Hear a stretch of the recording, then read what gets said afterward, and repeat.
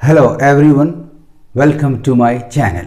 Students, today I have brought for you a list of idioms and phrases often asked in several competitive examinations. तो आइए topic शुरू करते हैं. The first idiom of the day is for some people writing verse is as duck takes to water.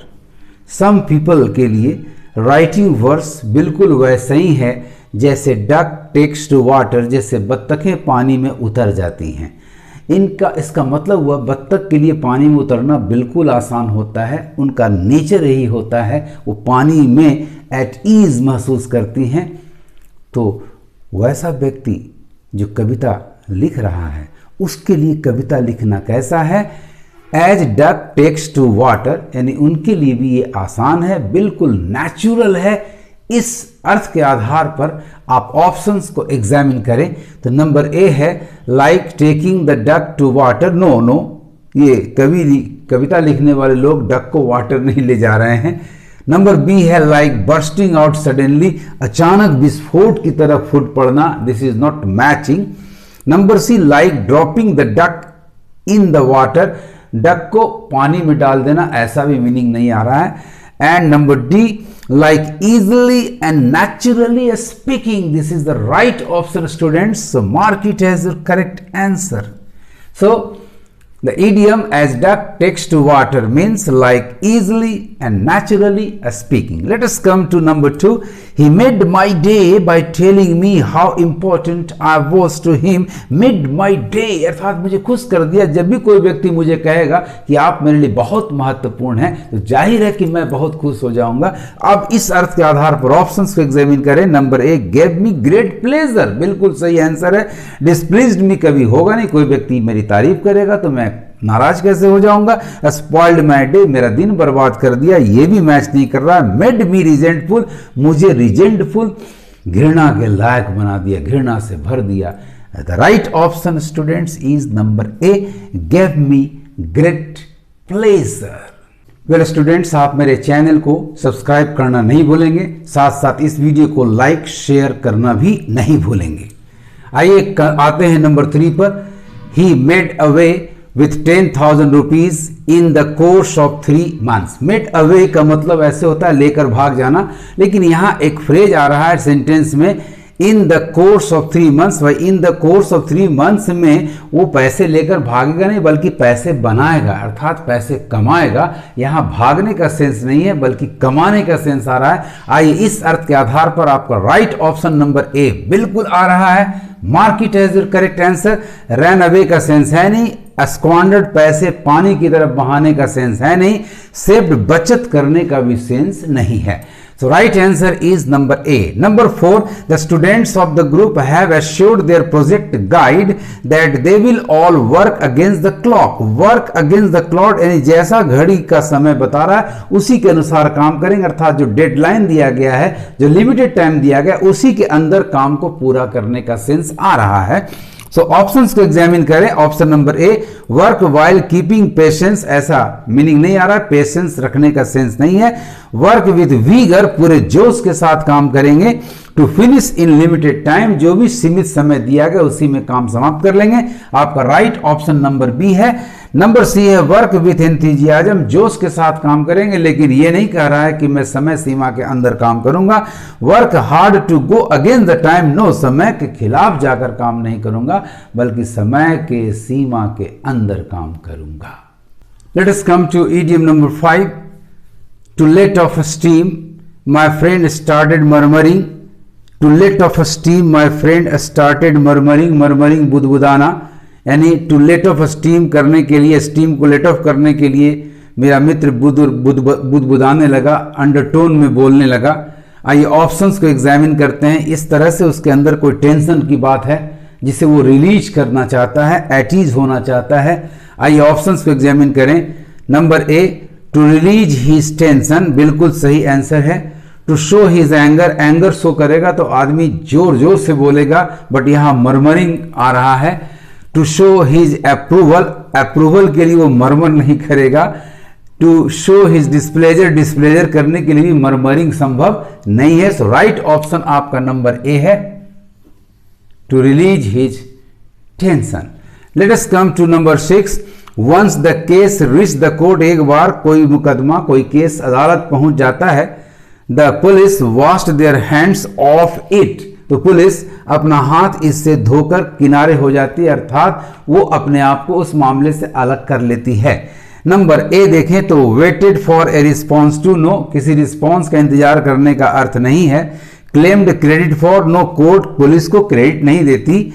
Number C dissociated themselves from, उससे अपने आप को police ने अलग कर लिया, बिल्कुल सही आंसर है। सीम्ड ईगर टू कंटिन्यू, फिर उसके बाद कंटिन्यू कैसे करेगा, क्योंकि मामला तो अदालत में चला गया है। तो राइट ऑप्शन स्टूडेंट्स आपका नंबर सी है।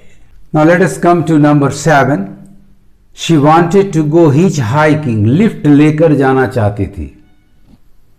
But her mother put her foot down, but her mother put her foot down, लेकिन मदर ने एक फर्म डिसीजन लिया कि she will not go hitchhiking. आइए इस अर्थ के आधार पर हम ऑप्शंस को एग्जामिन करें। ऑप्शन नंबर ए बिल्कुल सही जा रहा है, took a firm stand, no you will not go hitchhiking. Number B expressed her displeasure, no displeasure का सेंस यहां नहीं है। सी स्कोल्डेड हर बैडली, बुरी तरह से उसे डांटा, this is also not matching. Got irritated, तिल मिला गई, गुस्से में आ गई, दिस इज नॉट मैचिंग। कोई भी मां अपनी बेटी के लिए एक फर्म स्टैंड लेगी, what she should do and what she should not.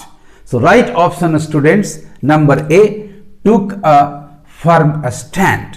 Late us come to number 8, adolescence, किशोरावस्था। वास्तव में बहुत मस्ती खुशी का दिन होता है।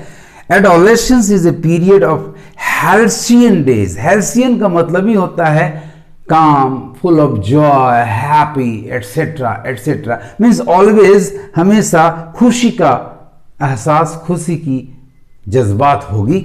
आइए इस अर्थ के आधार पर हम ऑप्शंस को एग्जामिन कर लें। तो आपका number A hard days, it is not matching here, क्योंकि हेल्सियन हार्ड स्टैंड नहीं करता। Mental pressure useless. Number C happy days, बिल्कुल correct. And number D, days of preparation, not matching here. So right option student is number C, happy days for halcyon day. This is the right option. Let us come to number 9. My sincere advice to my maid servant fell on a stony ground. कोई भी चीज यदि किसी पत्थर जैसे ground पर, पथरीले ground पर गिरेगा तो जाहिर है कि वो टूटेगा। एडवाइस ऐसे भी बहुत नाजुक चीज़ होती है, मानना न मानना आप पे डिपेंड करता है। इसका मतलब है मेरे सलाह का उस पर कोई असर नहीं हुआ। इस अर्थ के आधार पर आइए ऑप्शंस को एग्जामिन करें। Option number A was counterproductive, no, ऐसा काउंटर प्रोडक्ट करने का कोई सेंस यहां पर नहीं आ रहा है, काउंटर प्रोडक्टिव नहीं है। Had a strong impact, no. Fail on a stony ground, वो तो टूट जाएगा, अर्थात सक्सेसफुल नहीं होगा। So had a strong impact का भी अर्थ नहीं आ रहा है। Number C made one stubborn, उससे वो जिद या हट से भर गया, ऐसा भी मीनिंग नहीं है। हैड लिटिल सक्सेस, कोई सफलता मुझे नहीं मिली, मेरी सलाह का उस पर कोई असर नहीं हुआ। Hence the right option is number D, had little success, had no success. Let us come to number 10. He has all his ducks in a row. He is complacent. He has all his ducks in a row. सारे ducks उसके एक कतार में है, अर्थात अच्छी तरह से organized हैं, बिल्कुल ढंग से, clumsy नहीं है। He is complacent, वह self satisfied है। इसका मतलब अच्छा क्रम है, अच्छी तरह से सजा हुआ है, सब चीज ढंग से है। आइए ऑप्शंस को एग्जामिन करें। Number A has everything ready, हर चीज तैयार है, no this is not the sense here. Is well organised, बिल्कुल सही ऑप्शन जा रहा है स्टूडेंट। सबसे पहले इसको मार्क कर लें, बाकी दो को बाद में एग्जामिन करेंगे। नंबर सी ऑलवेज स्कोर से 0, हमेशा वो 0 लाता, no this is not the meaning here. Never gets confused, कभी दुविधा का शिकार नहीं होता, this is also matchless. So right option is well organised. इस तरह से स्टूडेंट जरा भी आप घबराएंगे नहीं, दिए गए इडियम्स एंड फ्रेजेस के हर वर्ड को ध्यान से आप पढ़ेंगे, उसके सेंस को, मीनिंग को पजल आउट करेंगे और तब ऑप्शंस को एग्जामिन करेंगे। और राइट ऑप्शन को आप टिक कर देंगे। इतना याद रखें कि ईडियम्स में एक खास बात आपको ये ध्यान देना है कि उनके शब्दों का शाब्दिक अर्थ नहीं होता, बल्कि मीनिंग उसका डिफरेंट होता है। सो इन बातों को ध्यान में रख के ईडियम्स एंड फ्रेजेस के आंसर्स को आप हैंडल करेंगे और सफलता प्राप्त करेंगे। आपको मेरा ये वीडियो कैसा लगा कमेंट करेंगे और ज़्यादा से ज़्यादा शेयर करेंगे। Thanks for watching my video.